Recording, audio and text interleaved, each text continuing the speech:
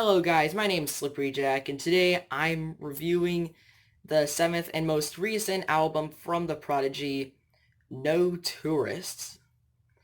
I'm sure many people are thinking this is going to be the final Prodigy album since it's the very last to feature Keith Flint, but so far it's looking like the Prodigy is actually going to keep releasing, although it won't be the same without Keith, since he's the kind of their voice.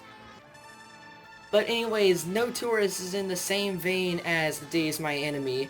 It's got that dark atmosphere, but The Day's My Enemy was like all up and in your face. No Tourist isn't really like that.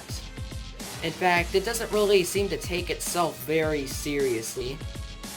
But that's just what I'm getting from it.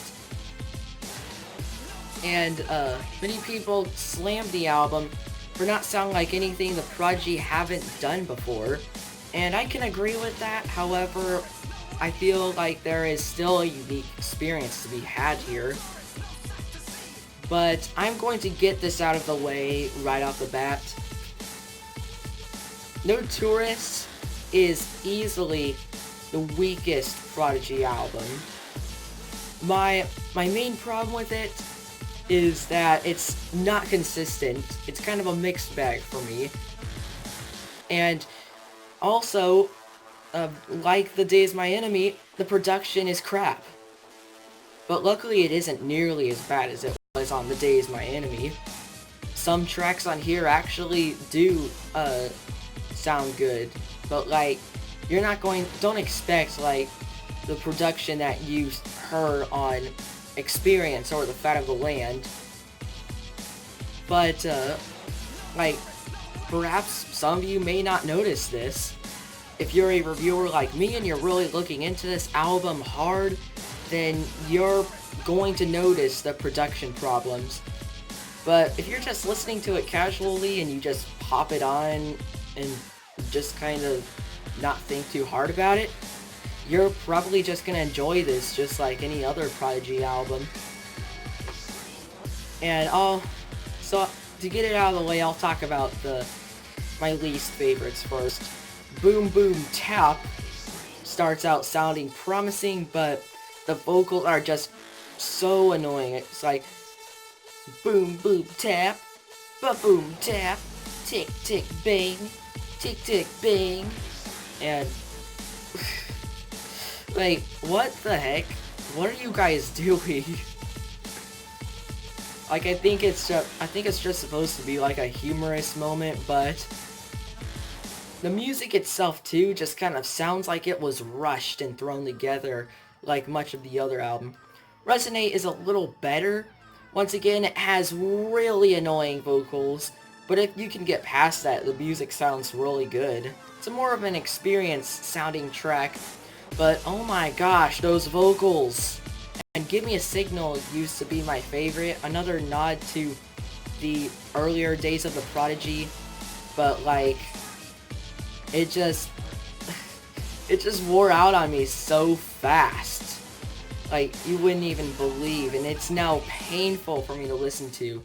And now for the R.I.P tracks. Fight Fire with Fire has perhaps the worst quality on the album.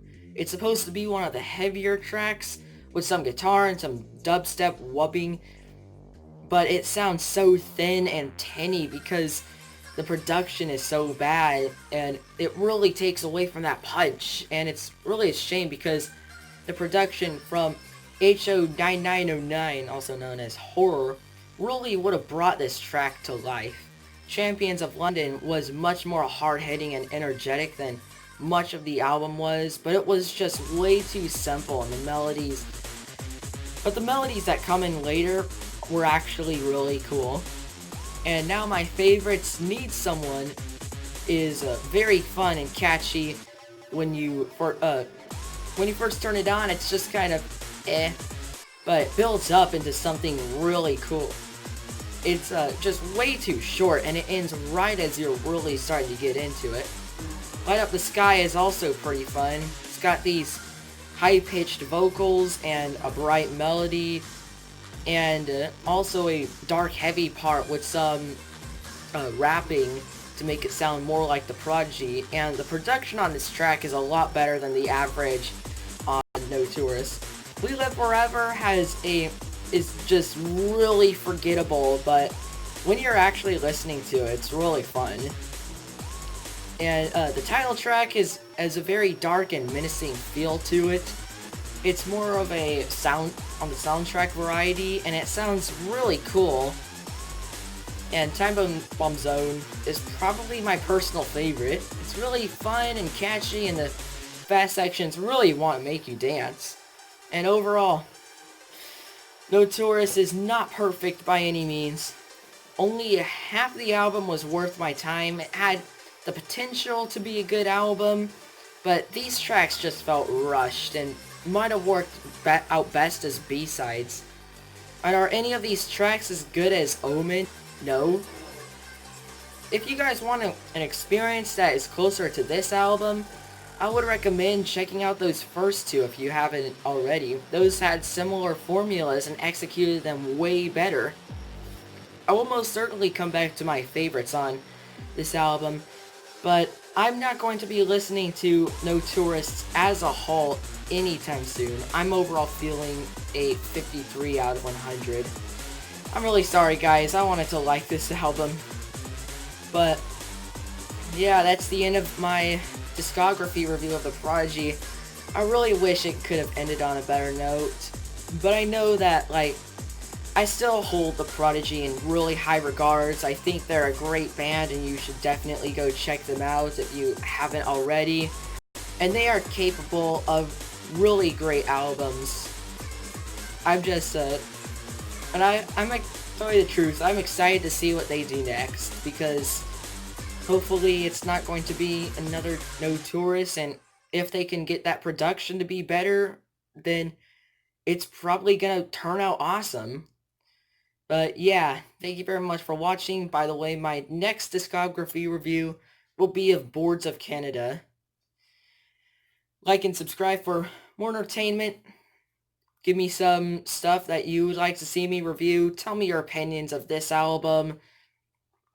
And I will see you all in the next one. Peace out.